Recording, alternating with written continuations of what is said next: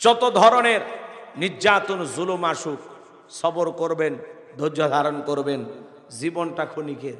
মনে রাখবেন, নির্যাতন জুলুম যত বাড়বে, আপনার এই নির্যাতন জুলুমের মাধ্যমে আপনার ইমানটাকেও আল্লাহ তাআলা পরীক্ষা করে পোড়ায়া খাঁটি স্বর্ণ মার্কা ইমান বানায় দিবে। কথা বলেন ঠিক কিনা?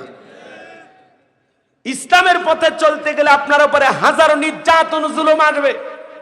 দাড়ি টুপি দেখে আপনাকে জঙ্গিবাদ মৌলবাদের ট্যাগ লাগাবে, নানান ধরনের স্লোগান দেবে আপনার বিরুদ্ধে, কিন্তু আপনি ইসলামের পথে অবিচল অটল থাকবেন। হাজারো নির্যাতন জুলুম আপনাকে আমাকে সহ্য করতে হবে।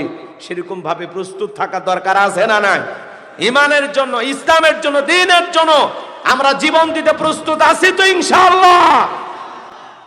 সুম্মাস্তাকামু, ইস্তেকামাত থাকা, দৃঢ় থাকা, মজবুত থাকা। হালকা একটু নির্যাতনে যেন ভেঙে না পড়ে। কথা বলেন না কেন? একটু 19-20 হয়ে গেলেই আপনি বলবেন, ভাই আমি মুসলমানও না, আমি হিন্দু না, আমি মানুষ। এ কথা বলেন না কেন? আছে না এরকম? একটু 19-20 হয়ে গেলে কয়, ভাই আমি কোনো মতে বেঁচে আছি। ভারতে দেখেন, দীপঙ্কর নামের একজন হিন্দু ছেলে, একটা মুসলমানের একটা দোকান আছে, এই দোকানের নাম বাবা।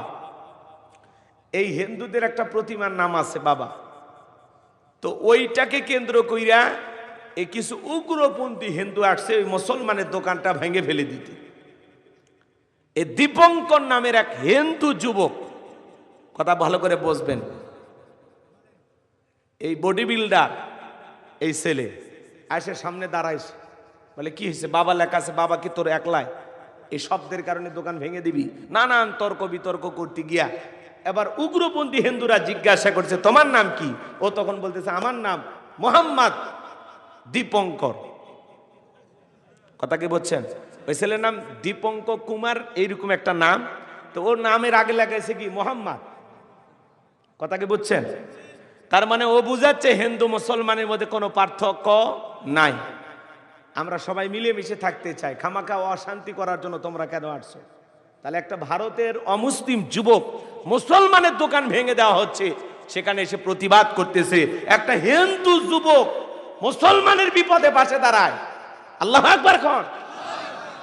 আর আপনি মুসলমান হয়া মুসলমানের বিপদে পাশে দাঁড়াইতে পারেন, আপনার ইমান কি? ইমান এটা কথা কন না কেন? ইমান আছে না গেছে?